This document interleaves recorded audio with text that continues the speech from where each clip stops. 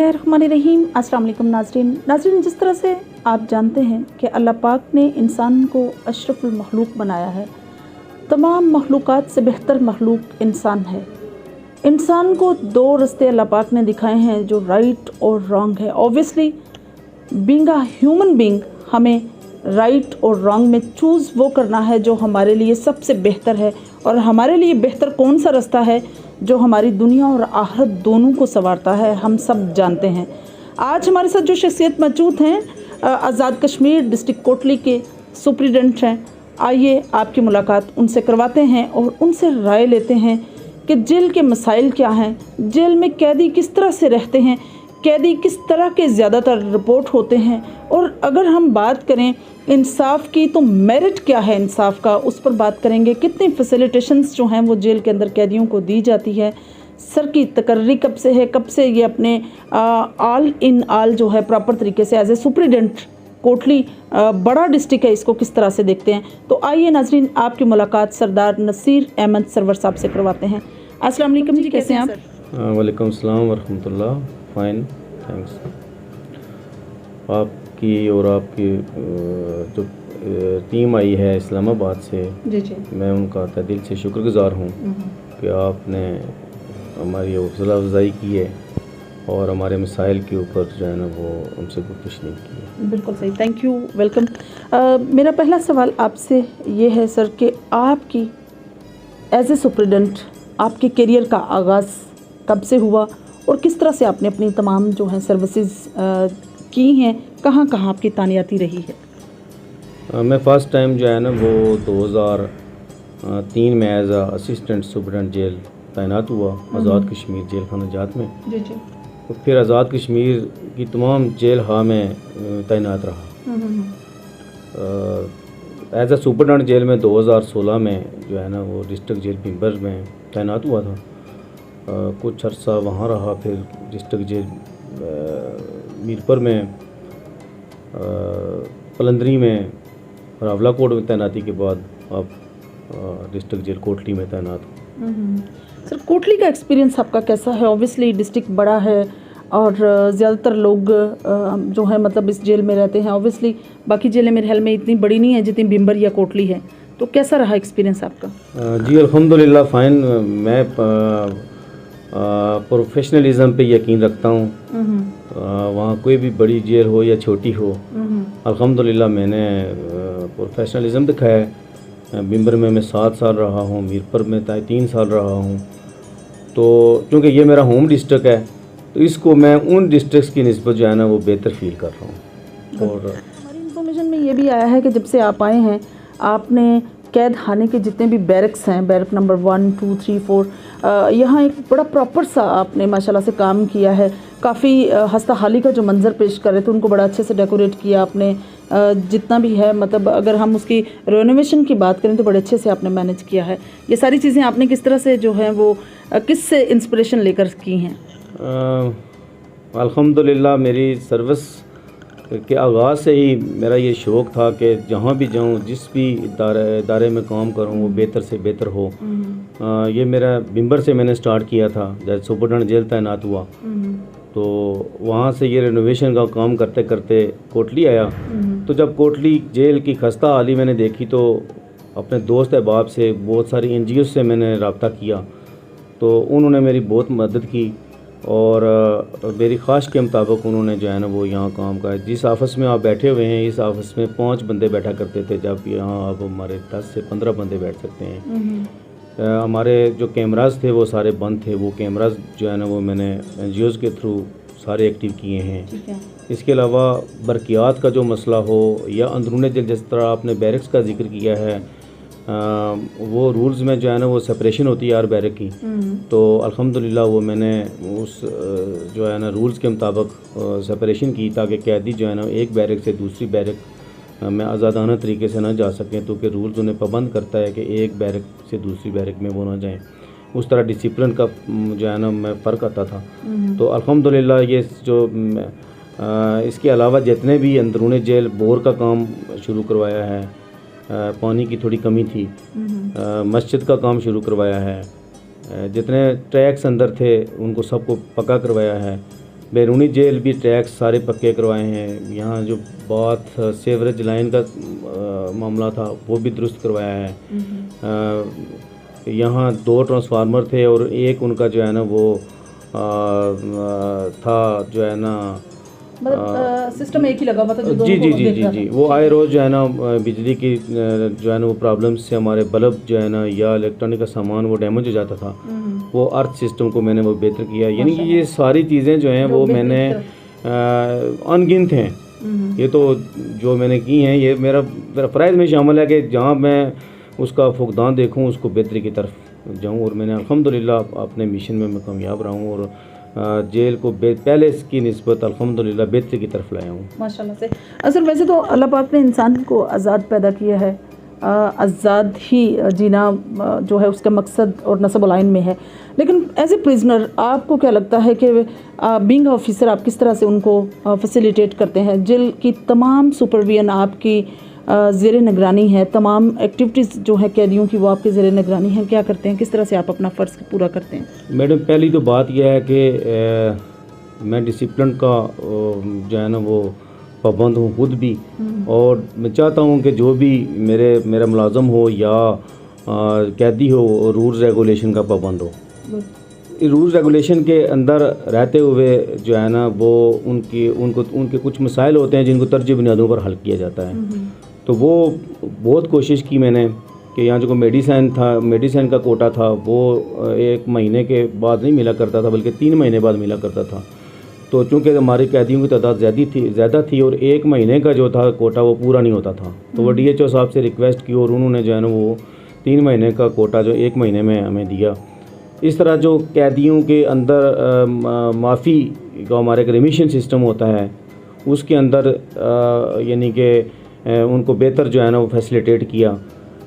कैदी जो मैं जब यहाँ तैनात हुआ था तो उस वक्त उनकी जो है ना वो ज़हन साजी का कोई इतना तरीक़ाकार यहाँ मौजूद नहीं था। ठीक है। और मैंने अल्हम्दुलिल्लाह पहले दिन जब मैंने यहाँ आया तो विज़िट किया तो कैदियों से मैंने पूछा, 6 कैदी ऐसे थे जिनको पहला कलमा नहीं आता था।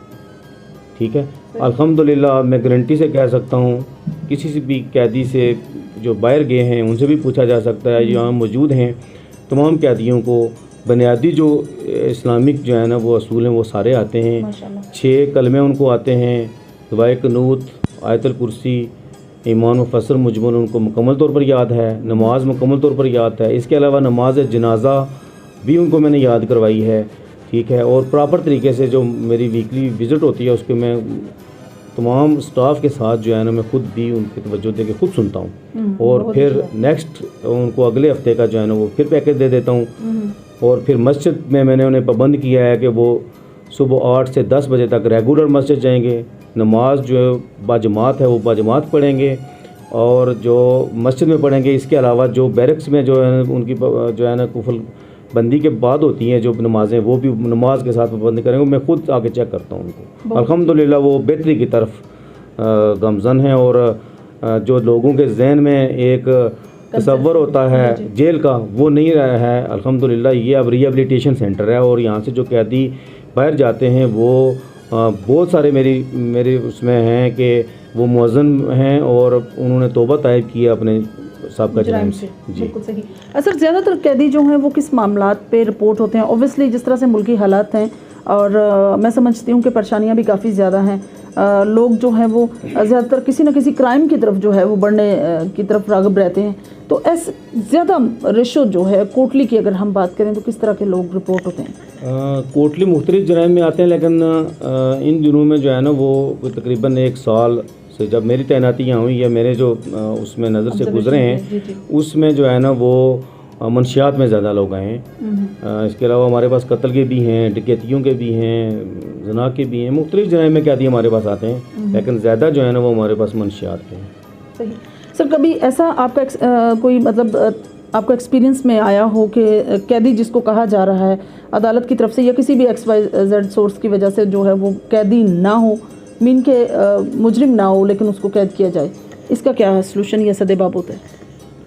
देखें हम पाबंद होते हैं कोर्ट्स के। ठीक है।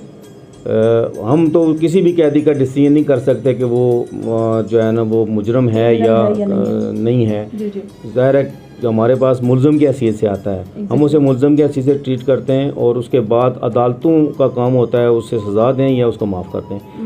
अदालत का हुक्म होता है कि आप इसको जेल के अंदर पाबंद करें तो हम उसको पाबंद कर देते हैं। अदालत का हुक्म होता है कि आप इसको रिलीज़ कर दें, हम उसको रिलीज़ कर देते हैं। बिल्कुल सही। फैसिलिटेशन की अगर बात करें तो सबसे ज़्यादा मेजर जो चीज़ है वो उनकी न्यूट्रिशन पर आती है। खाना कितनी मिकदार में कितने टाइम पर दिया जाता है और उसकी क्वांटिटी या बैलेंस उसका चेकआउट किस तरह से रखा जाता है, और सबसे बड़ी बात जो है वो सफाई की है, तो कितनी हद तक जो है बैरक्स में सफाई का ख्याल रखा जाता है? आप कैमरूज से देख सकते हैं कि हमारी जेल की सफाई कैसी है। जी जी। इसके अलावा जहाँ तक न्यूट्रिशन का तल्लक है या जो है ना उनकी फ़िज़िकल हेल्थ का तल्लक है, वो प्रॉपर तरीके से हम जो है ना उस पर नज़र रखे हुए होते हैं। और जहाँ तक उनके खाने का तल्लक है, dietary all over the country same dietary है। तहत ज़ाब्ता तहत कवायद हम उनको खाना प्रोवाइड करते हैं और हमारे बाकायदा स्टोर कीपर होता है जो अपनी निगरानी में जो है ना असिस्टेंट सुपरडेंट और हेड वार्डर होता है जो जाके वहाँ से फ़ी कैदी के हिसाब से जो है ना वो खाना रॉ मटेरियल जो है ना वो लंगर के ऊपर देते हैं और लंगर के ऊपर कैदी जो होते हैं ना वो बाकायदगी से उसको तैयार करते हैं। उसके बाद हम उनको उस खाने को चेक करते हैं, चेक करने के बाद वो फिर तकसीम करते हैं कैदियों के अंदर। और उनकी सेहत का और जो है ना गैर मियारी खाना सवाल ही नहीं पैदा होता है कि जेल के अंदर तकसीम हो। इस लिहाज से कि एक पेड़ा होता है ना, हम उस पेड़े को भी तोलते हैं, फ़ी पेड़ा तोलते हैं, ठीक है।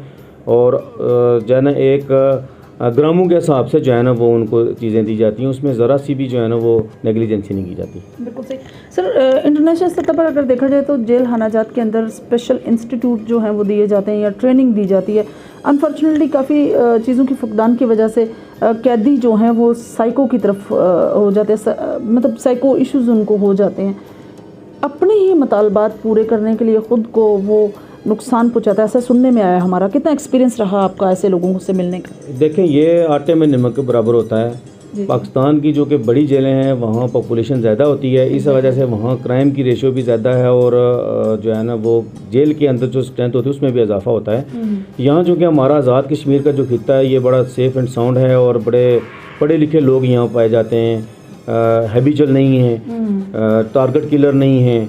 अगर कोई कर देता है वाक़या तो वो या तो कंप्रोमाइज़ की तरफ जाता है, फिर यहाँ जेल के अंदर बैठ के वो जो है ना नमाज रोज़े की तरफ जाते हैं। और मेरे ख्याल में हमारी जेल के अंदर इस तरह का कोई ऐसा केस नहीं है कि जो जेल में आके वो साइको हुआ हो।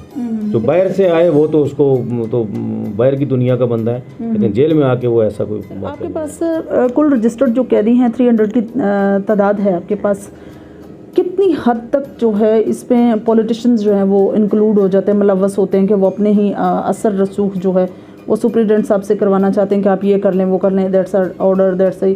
कैसा लगता है आपको? बिल्कुल पाकिस्तान जैसा वो है या आज़ाद कश्मीर में थोड़ा डिफरेंस है? हाँ, बहुत डिफरेंट है जी आज़ाद कश्मीर में, क्योंकि ये आज़ाद कश्मीर का सबसे बड़ा ज़िला है और इसके अंदर सबसे ज़्यादा पॉलिटिशियन पाए जाते हैं। उसके बावजूद हमारे पॉलिटिशियंस हमारे मामलात में कहीं भी मुदाखलत नहीं करते हैं। वो अगर कोई फ़ोन भी करेगा तो वो यही कहेगा तहत ज़ाब्ता आप काम करें।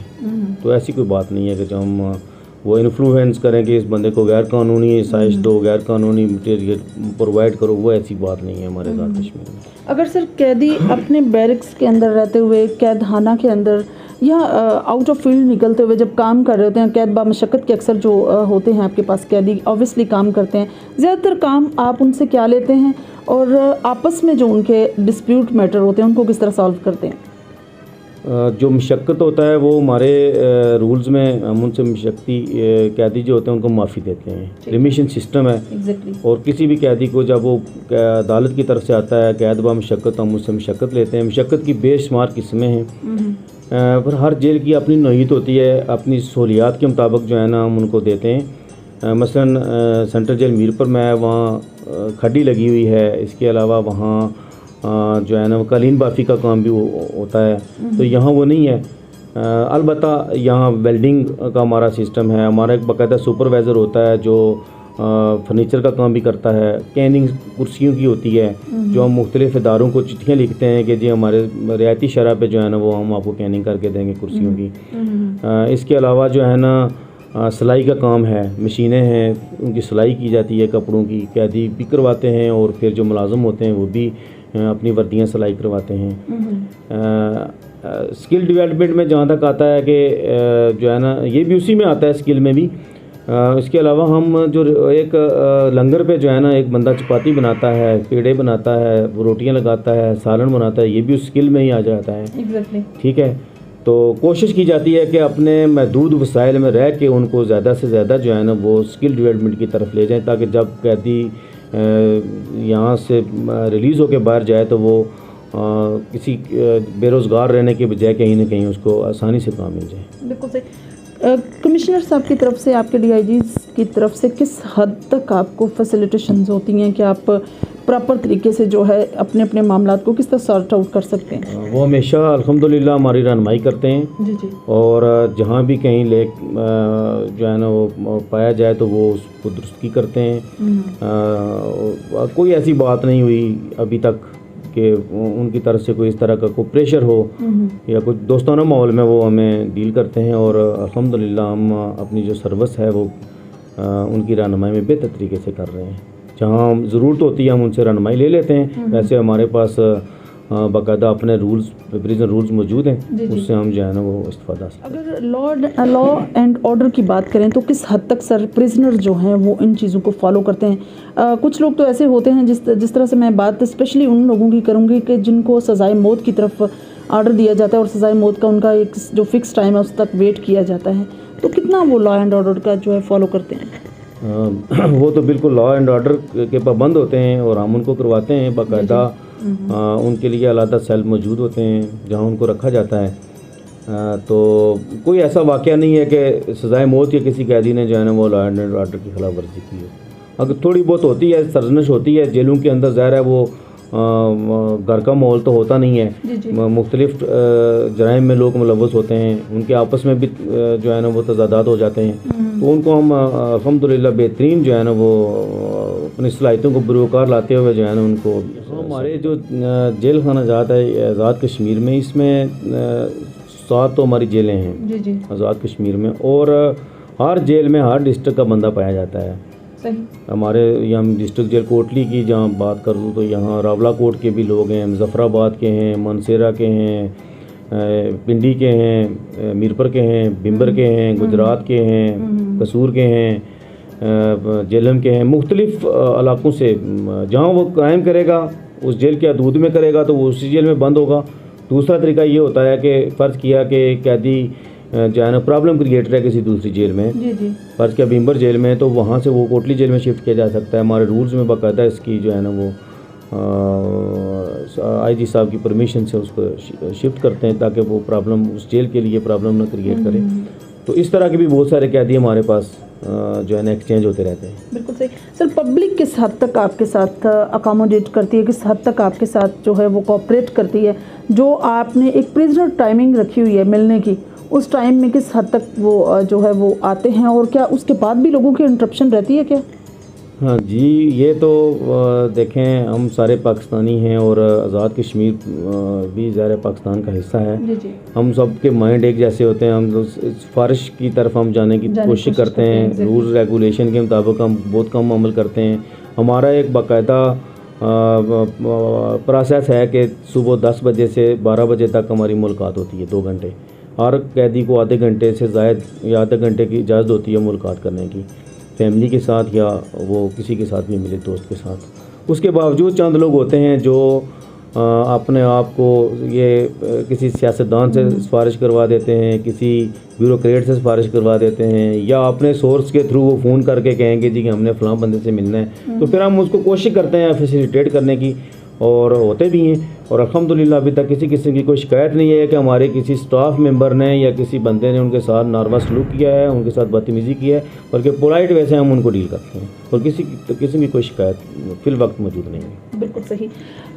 जी तो नाज़रीन, ये थी सरदार नसीर अहमद साहब की गुफ्तगू। और as a superintendent all in all होता है, जेल के तमाम मामलात को सुप्रिटेंडेंट साहब देख रहे होते हैं, उस पर नज़र होती है, जिसमें असिस्टेंट सुप्रिटेंडेंट से लेकर नीचे तक का जो अमला है वो भी इंक्लूड, जितने भी कैदी हैं, और कैदी भी ऑब्वियसली डिफरेंट सिटीज़ के और डिफरेंट कैटेगरीज़ के लोग होते हैं जो डिफरेंट क्राइम में कल्प्रिट साबित होकर जेल की तरफ रुख करते हैं।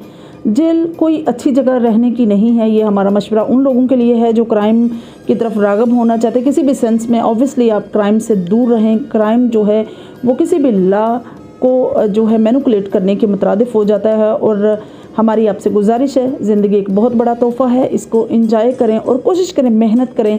मेहनत के बाद कामयाबी मिलती है। कोई भी ऐसा सेकंड वे अल्लाह पाक ने हमें नहीं दिया हुआ जिसका हमें अलाउंस हो कि हम इसको अपनाएंगे और कामयाबियाँ समेट लेंगे, ऐसा नहीं मुमकिन। Obviously hard working is the success की। तो इस चीज़ को फॉलो करते हुए कामयाबी की तरफ राग़िब हों। सरदार नसीर अहमद साहब बहुत अच्छे सुप्रिटेंडेंट हैं, बहुत अच्छा काम किया उन्होंने, अपनी जेल को बहुत ज़्यादा संवारा है।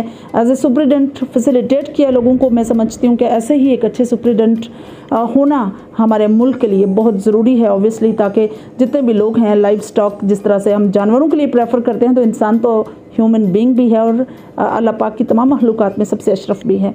तो इन चीज़ों को फॉलो करना चाहिए। इंशाल्लाह मेरी और आपकी मुलाकात होगी फिर किसी नए प्रोग्राम में। तब तक के लिए इजाज़त चाहती हूँ। अल्लाह हाफ़िज़।